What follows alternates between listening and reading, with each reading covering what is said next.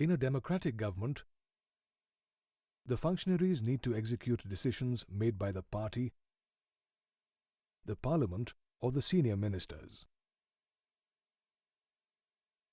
They just execute the decisions, but do not have powers on behalf of the people. A group of such functionaries is called the executive, as it executes the policies of the government. The executive has two categories: political and permanent.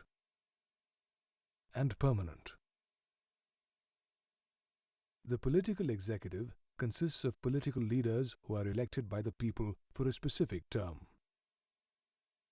The permanent executive includes members who are appointed on a long-term basis. These members remain in office even when the party in power changes. The permanent executive is also called the civil services. They work under the political executive and help in the administration. The political executive has more powers and the final say in all important decisions. The ministers make the final decision, as they are the representatives of the people. This is what happens in a democratic form of government. The ministers consult experts and then make decisions based on the overall objective of the government. The political executive includes the Prime Minister and the Council of Ministers.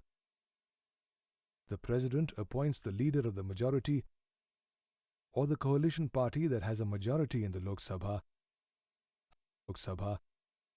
as the Prime Minister. The Prime Minister remains in office as long as he or she remains the leader of the majority party or the coalition. In other words, the Prime Minister remains in office as long as he or she enjoys the confidence of the Lok Sabha. The remaining ministers are appointed by the President based on the Prime Minister's advice. These ministers are usually from the party or the coalition that has a majority in the Lok Sabha. Did you know a person who is not a member of Parliament can also become a minister? However, such a member has to get elected to one of the houses of the Parliament within 6 months of appointment. The group of ministers is called the Council of Ministers. It includes about 70 members of different ranks. The Council of Ministers includes cabinet ministers, ministers of state with independent charge, and ministers of state. A union cabinet minister is a senior minister from the ruling party in charge of a ministry. A cabinet minister may also hold additional charges of other ministries where no other cabinet minister is appointed. The cabinet is the internal ring of the Council of Ministers. It consists of around 20 members. The ministers of state with independent charge do not have a union cabinet minister overseeing that portfolio.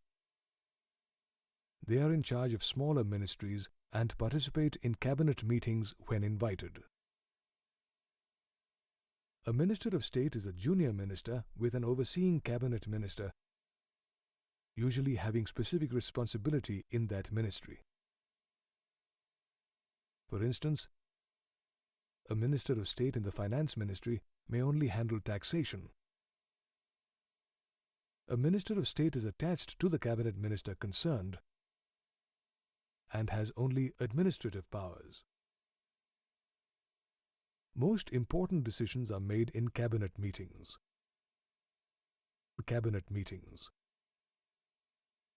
Due to this reason, parliamentary democracy is also known as the cabinet form of government.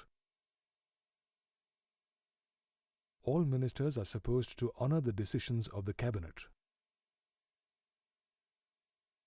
The Prime Minister has several powers as the head of the government.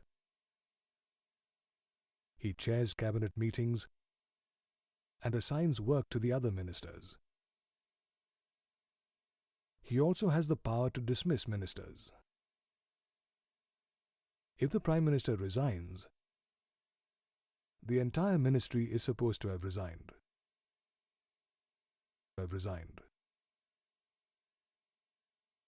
The Cabinet is the most powerful institution in India, and the Prime Minister is the most powerful member in the Cabinet. Recently, the power of the Prime Ministers has increased so much that parliamentary democracies are sometimes called the prime ministerial form of government. Due to the major role of political parties in politics, and as the Prime Minister can control the Cabinet and Parliament through the party, the powers are concentrated on the Prime Minister. Earlier, Prime Ministers like Jawaharlal Nehru and Indira Gandhi exercised a lot of authority and power as they had a lot of influence over the public.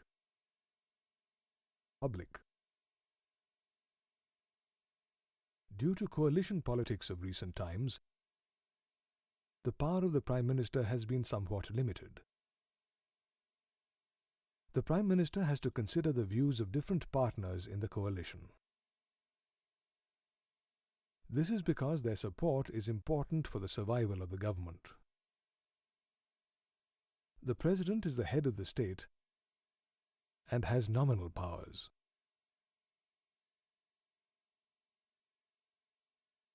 The President supervises the overall functioning of all political institutions in the country to achieve the objectives of the state. The President is not directly elected by the people. All the members of Parliament or MPs and the members of the state legislative assemblies elect the President. Thus, in a way, the President represents the nation. Though the President has nominal powers as per the Constitution, he or she plays an important role. All major government activities, policy decisions and laws are issued in the name of the President.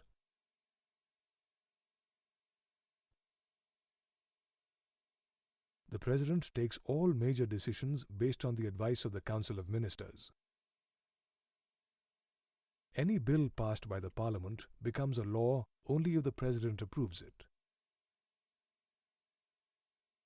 If the President wants, he or she can delay it and then send it again to the Parliament. If the Parliament passes the bill again, the President has to sign it. One major decision that the President makes on his or her own is to appoint the Prime Minister. The President appoints the leader of the majority party or the coalition that enjoys a majority support in the Lok Sabha as the Prime Minister.